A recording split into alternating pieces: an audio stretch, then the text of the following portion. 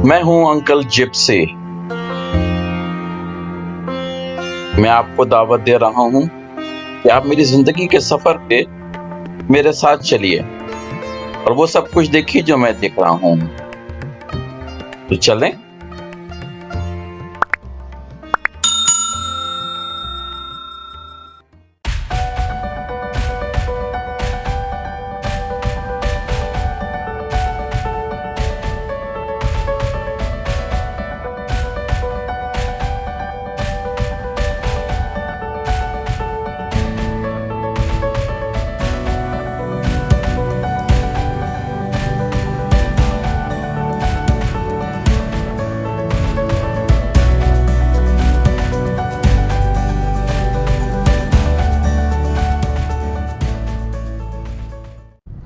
दिखा तो दूँ मैं आपको कि ये स्पॉट नंबर 1 उन्होंने डेजिग्नेट किया है इस 17 माइल्स ड्राइव के ऊपर कि कोई स्पेलिंग मिस्टेक भी है, जो कि शेपर्ड की स्पेलिंग जो है उसका आदमी इसने की एक तरह से इसको नाम पे रखा गया है, वो उसका नाम था शेपर्ड्स SHEPARD, लेकिन किसी तरह से वो मिसस्पेल होके शेफर्ड SHEPHERD हो गया है और वो कभी भी उन्होंने सही करने की कोशिश नहीं की।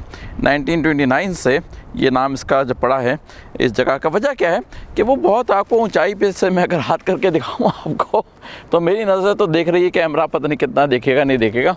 अगर आपको सामने नज़र आ रहा है तो ये जनाब मॉन्ट्रे बे का एरिया, पानी का एरिया नज़र आएगा यहाँ से। अगर मैं ऊँचाई से आपको पता नहीं कितना नज़र आएगा, लेकिन ये कि वो सामने जो है वो यहाँ से व्यू है एक तरह से। तो अभी तो सर्दी है यहाँ पे 60 डिग्री टेम्परेचर हो गया किसी वजह से।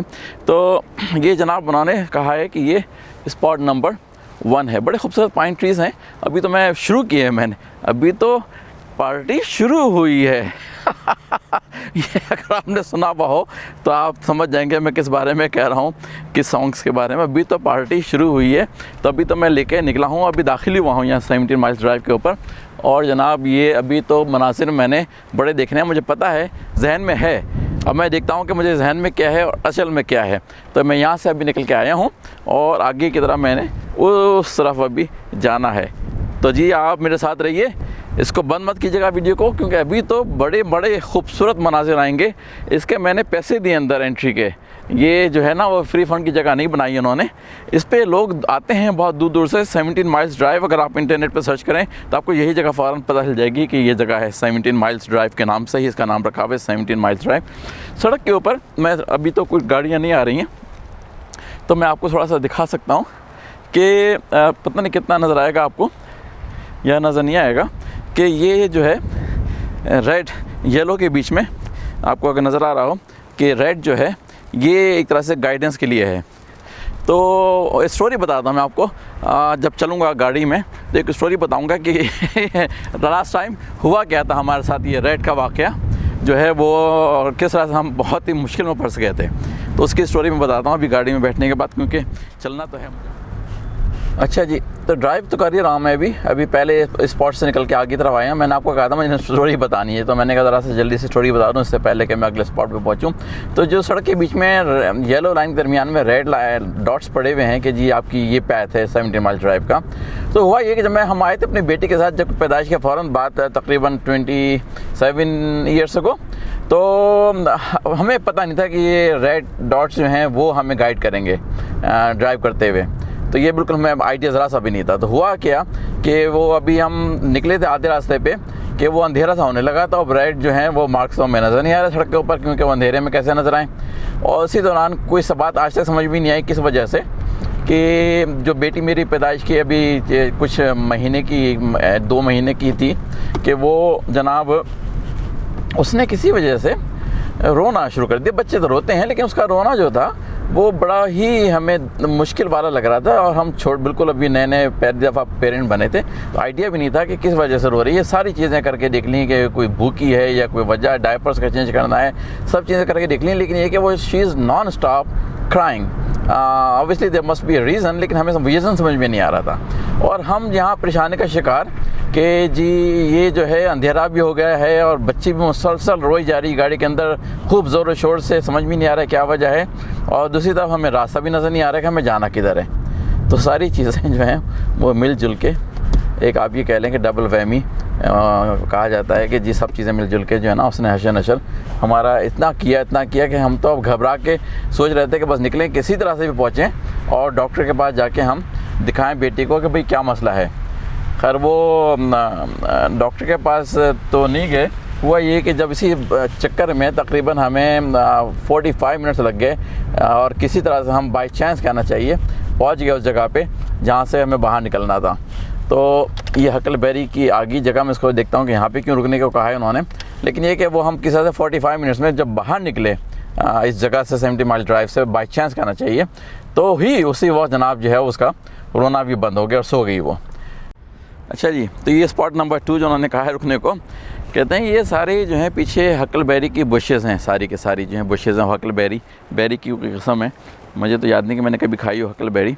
तो यहाँ पे उन्होंने बस बेंचेस वगैरह बनाई हुई हैं, आप बैठे हैं, खामोशी है। मैं तो अगर मैं वही वाली बात फिर कहूँगा अगर मैं खामोश हूँगा तो भी खामोशी होगी ना। एक बेंच यहाँ पे बनी हुई है, ये भी किसी की मेमोरी में है।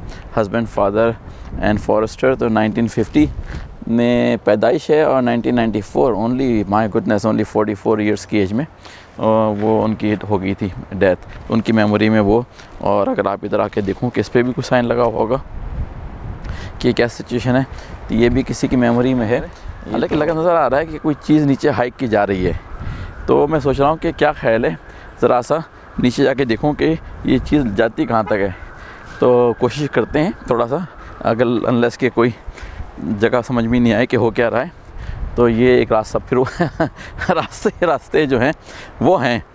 तो हमेशा मेरा तो यही मैसेज होता है कि भैया जो है वो हर जगह पे जाके देखें, हर रास्ते पे जाके देखें कि क्या है।